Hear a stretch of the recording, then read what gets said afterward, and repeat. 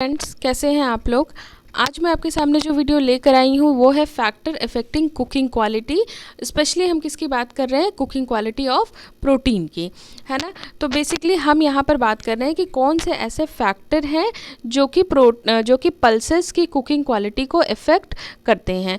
तो इसमें हम देख रहे हैं कि पल्सेस की कुकिंग क्वालिटी को इफ़ेक्ट करने वाले जो फैक्टर हैं वो होते हैं hardness, environmental factor, storage condition, seed maturity, dehulling, soaking, salts availability, pre cooking, phytin content, calcium and magnesium content और सेल्यूलोज। तो हम इसको एक एक करके पढ़ते हैं कि ये किस तरीके से ये फैक्टर्स जो होते हैं वो कुकिंग क्वालिटी को इफ़ेक्ट करते हैं।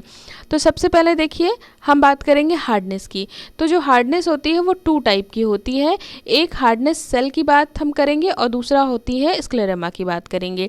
तो हार्डनेस सेल जो होता है ये डिस्क्राइब करता है physical condition in which the seed fails to absorb water. कोई भी ऐसी फिजिकल कंडीशन जिसकी वजह से जो सीड है वो वाटर को एब्जॉर्ब नहीं कर पा रहा है, इसको हम क्या बोलते हैं, हार्ड सेल बोलते हैं। ठीक है। और नेक्स्ट जो होता है स्क्लेरेमा, क्या होता है, ये बेसिकली कहाँ प्रेजेंट होता है, कॉटिलिडॉन में प्रेजेंट होता है। तो and is induced by various factor. तो कॉटिलिडॉन में ही ये प्रेजेंट है, इसके लिए किसी बाहरी फिजिकल कंडीशन की ज़रूरत नहीं है। तो इसकी वजह से जब हार्डनेस देखी जाती है तो ये क्या होता है, इसको हम स्क्लेरेमा की कैटेगरी में रखते हैं। जबकि अगर किसी फिजिकल कंडीशन की वजह से सीड की कुकिंग में प्रॉब्लम हो रही है, हार्डनेस कॉज हो रही है, तो उसको हम हार्ड सेल में रखते हैं। नेक्स्ट देखिए जो हम बात करते हैं वो है इन्वायरमेंटल फैक्टर की।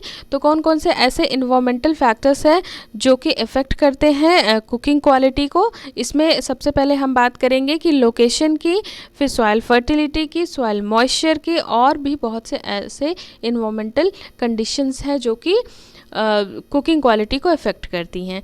फिर देखिए हम बात कर रहे हैं स्टोरेज कंडीशन की। स्टोरेज कंडीशन में देखिए जैसे जैसे स्टोरेज का टाइम बढ़ता जाएगा तो क्या होगा, स्टोरेज टाइम बढ़ेगा तो कुकिंग टाइम भी बढ़ेगा। ठीक है। सीड की मैच्योरिटी जितनी ज़्यादा होगी कुकिंग टाइम उतना ही ज़्यादा लगेगा। डीहलिंग की अगर हम बात करें, अगर हम ऊपर की हस्क या हल को रिमूव कर दे रहे हैं पल्सेस या लेग्यूम्स के, तो लगभग कितना 70% जो कुकिंग टाइम है वो रिड्यूस हो जाता है और डाइजेस्टिबिलिटी जो हो जाती है वो बढ़ जाती है।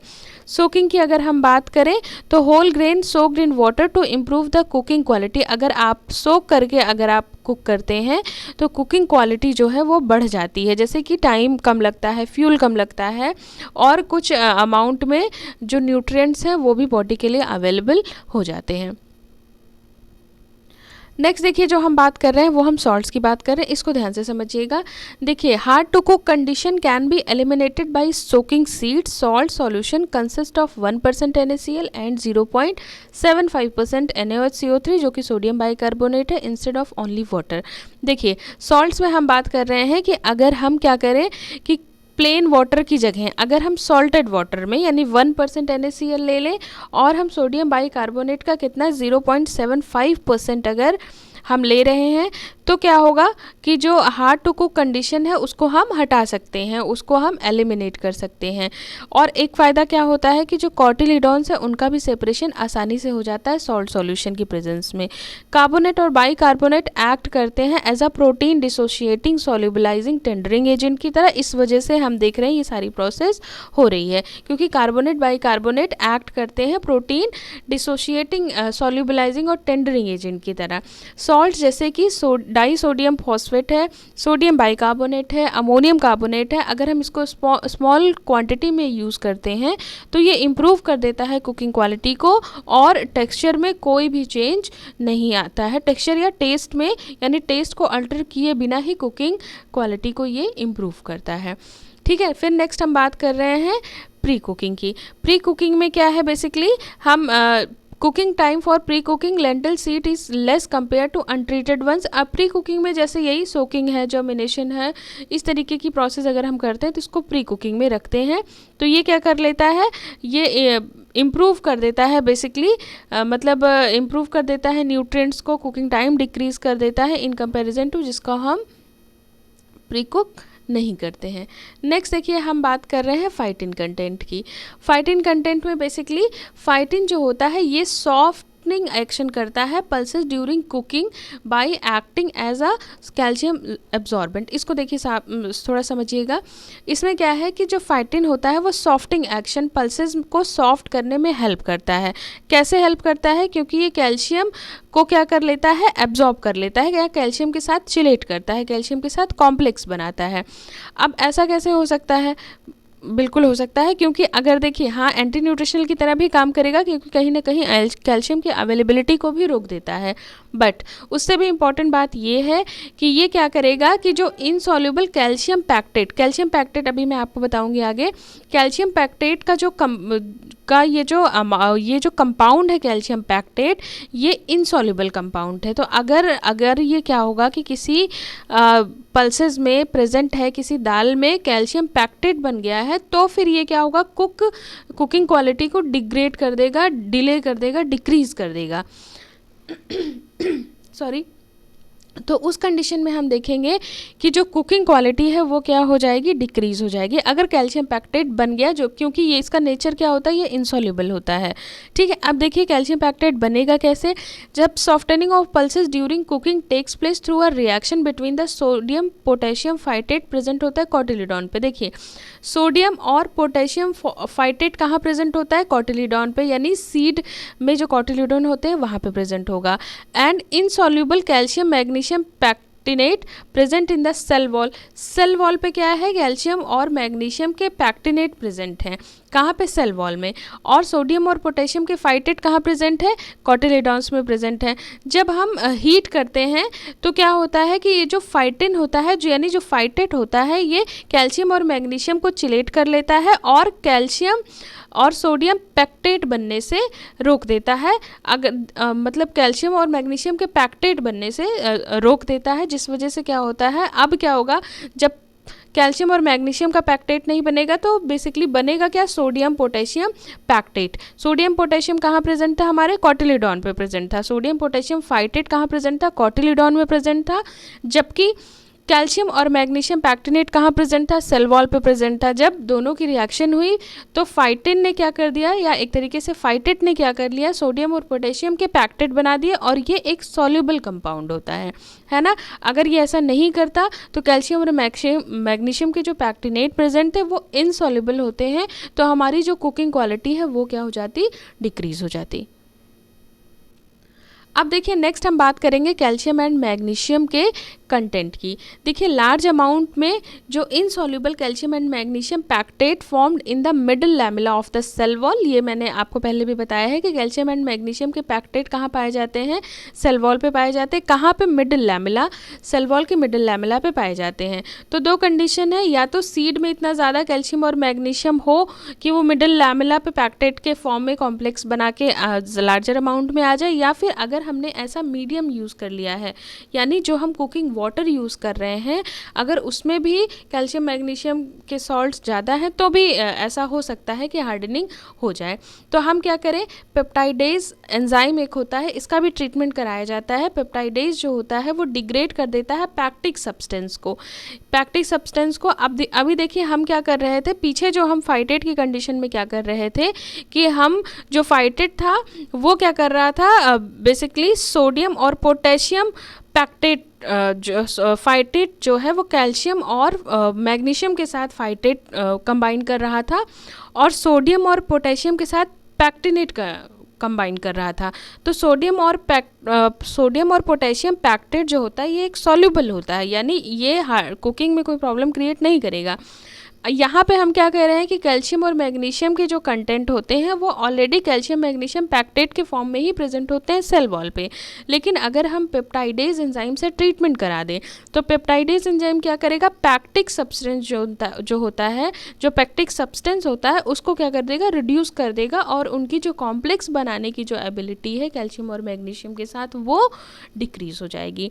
अब देखिए एंजाइम ट्रीटमेंट में फैसिलिटेट करता है सेल वॉल को dissolution during cooking process when legumes are cooked in hard water. Hard water का मतलब होता है जहाँ पर कैल्शियम मैग्नीशियम की क्लोराइड और सल्फेट प्रेजेंट हो। तो उस टाइम पे अगर मान लीजिए सब कुछ तो ठीक है, लेकिन जो पानी हमने यूज़ किया है वो हार्ड वाटर यूज़ कर लिया है कुक करने के लिए। तो ऐसी कंडीशन में क्या होगा, अगर हमने हार्ड वाटर यूज़ कर लिया है कुक करने के लिए तो भी हमारी जो कुकिंग क्वालिटी है वो डिक्रीज हो जाएगी, टाइम टेकिंग होगी, लॉन्ग टाइम लगेगा। They appear to react with pectic substance and phytate and harden the cellulose and delay the cooking pulses. Same बात कह रहे हैं कि अगर हमने हार्ड वाटर यूज़ कर लिया तो जो भी सॉल्ट्स पाए जा रहे हैं उसमें कैल्शियम, मैग्नीशियम के क्लोराइड और सल्फेट जो है वो क्या करेंगे, फाइटेट के साथ और पैक्टेट के साथ रिएक्ट कर लेंगे, सेल्यूलोज को हार्डनिंग प्रोवाइड करेंगे, जिससे कुकिंग जो है पल्सेस की वो डिले हो जाएगी। नेक्स्ट देखिए हम बात कर रहे हैं सेल्यूलोज की। तो hard cell, basically hard cell में हमने जो 2 टाइप की हार्डनेस पढ़ी थी वहाँ पे हम हार्ड सेल की बात कर रहे हैं।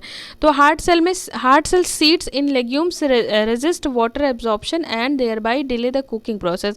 हार्ड सेल सीड्स का मतलब कि जो ऊपर के जो सीड्स में जो सेल की जो हार्डनेस है उसमें लेग्यूम्स में हम देख रहे हैं जनरली क्या सेल्यूलोज के कंपाउंड होते हैं। तो सेल्यूलोज जो होता है वो क्या करता है, वाटर को अंदर जाने से रोक देता है, जिस वजह से कुकिंग टाइम जो है वो बढ़ जाता है। अगर हम सोडियम बाइकार्बोनेट यूज़ करें तो क्या होगा, सेल्यूलोज जो होगा उसको सॉफ्ट कर देगा और कुकिंग टाइम हमारा डिक्रीज हो जाएगा। नेक्स्ट देखिए हम बात कर रहे हैं hard to cook defect that delay the cooking process can be due to, मतलब हार्ड टू कुक डिफेक्ट की ये बात कर रहे हैं जिससे कि कुकिंग प्रोसेस जो है वो डिले हो जाती है। तो कौन से ऐसे हार्ड टू कुक डिफेक्ट हैं जिससे कि कुकिंग प्रोसेस डिले होगी। सबसे पहला तो यही है कि limited dehydration of intercellular protein. Limited dehydration का मतलब है कि जहाँ पर पानी कम होगा, अगर इंटरसेलुलर प्रोटीन के अंदर पानी कम है तो भी ये देखा जाएगा कि कुकिंग जो प्रोसेस है वो डिले होगी। Pectic insolubilisation in the middle lamella by the calcium और मैग्नीशियम। अगर कैल्शियम और मैग्नीशियम में पैक्टिन जो है वो इनसॉल्युबल फॉर्म में है तो भी कुकिंग प्रोसेस डिले होगी।